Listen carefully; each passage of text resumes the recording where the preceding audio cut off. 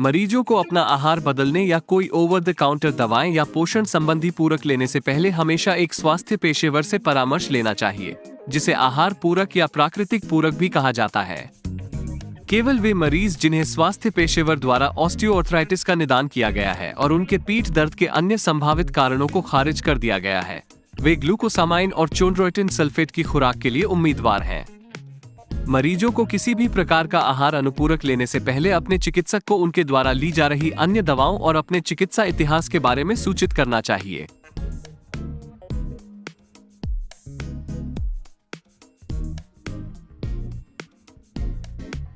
सामान्य तौर पर ग्लूकोसामाइन और चोंड्रोइटिन सल्फेट पोषण संबंधी पूरक काफी सुरक्षित प्रतीत होते हैं। सबसे आम दुष्प्रभाव जो बताए गए हैं वे गैस्ट्रोइंटेस्टाइनल प्रकृति के हैं, जैसे पेट खराब होना, मतली, नाराजगी और दस्त। भोजन के साथ ग्लूकोसामाइन और चोंड्रोइटिन सल्फेट लेने से उपरोक्त दुष्प्रभावों की घटना कम हो जाती है। आज तक कोई महत्वपूर्ण दुष्प्रभाव रिपोर्ट नहीं किया गया है। हालांकि ग्लूकोसामाइन और चोंड्रोइटिन सल्फेट की खुराक की सुरक्षा पर दीर्घकालिक अध्ययन अभी भी पूरा करने की आवश्यकता है।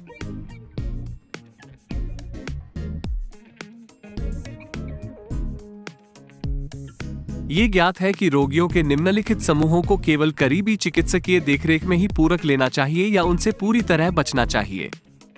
मधुमेह के रोगियों को ग्लूकोसामाइन सल्फेट की खुराक का उपयोग केवल नजदीकी चिकित्सकीय देखरेख में ही करना चाहिए, क्योंकि कुछ अध्ययनों से पता चलता है कि ग्लूकोसामाइन सल्फेट इंसुलिन प्रतिरोध को बढ़ा सकता है।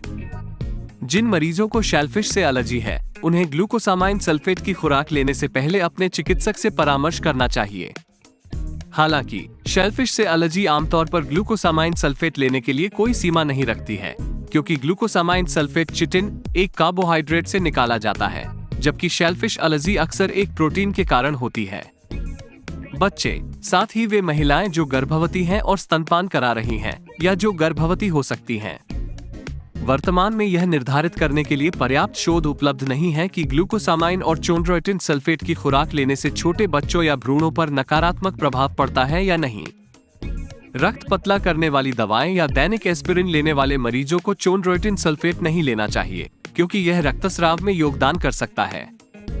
जिन मरीजों को ग्लूकोसामाइन और चोंड्रोइटिन सल्फेट की खुराक से कोई प्रतिकूल प्रतिक्रिया या असामान्य दुष्प्रभाव होता है, उन्हें तुरंत उपयोग बंद कर देना चाहिए और अपने चिकित्सक से परामर्श करना चाहिए।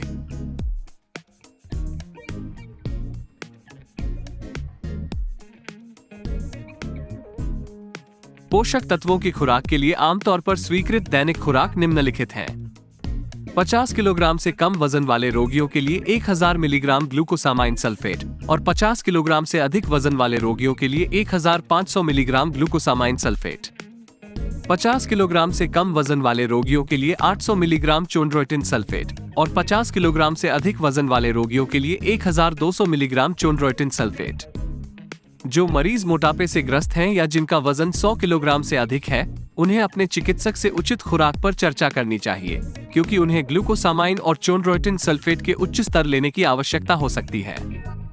दोनों प्रकार के आहार अनुपूरक कैप्सूल के रूप में ओवर द काउंटर बिना प्रिस्क्रिप्शन के उपलब्ध हैं। ग्लूकोसामाइन और चोंड्रोइटिन सल्फेट आहार अनुपूरक अक्सर संयोजन फॉर्मूलों में बेचे जाते हैं और कुछ रोगियों को इसे लेना आसान लगता है।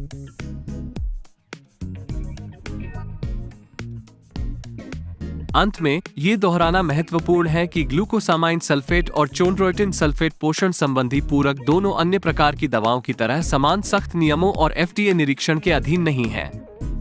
इसलिए पूरक कैप्सूल की गुणवत्ता और सामग्री दोनों ब्रांडों के बीच भिन्न हो सकती है। इसलिए रोगियों को उच्च गुणवत्ता वाले ब्रांडों पर शोध करने और उनका उपयोग करने के बारे में विशेष रूप से मेहनती होने की आवश्यकता है। मरीजों को ये सलाह दी जाती है कि वे विशिष्ट ब्रांडों के बारे में अपने चिकित्सक और फार्मासिस्ट से बात करें।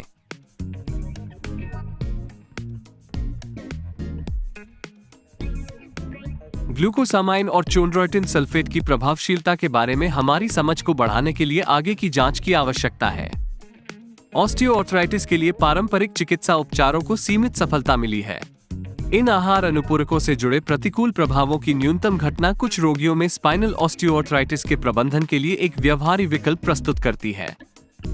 जब ऑस्टियोआर्थराइटिस के लिए अन्य उपयुक्त उपचारों के साथ उपयोग किया जाता है तो ग्लूकोसामाइन और चोंड्रोइटिन सल्फेट की खुराक का उपयोग ऑस्टियोआर्थराइटिस के कारण होने वाले रीढ़ की हड्डी के जोड़ों के दर्द को काफी हद तक कम करने की क्षमता रखता है।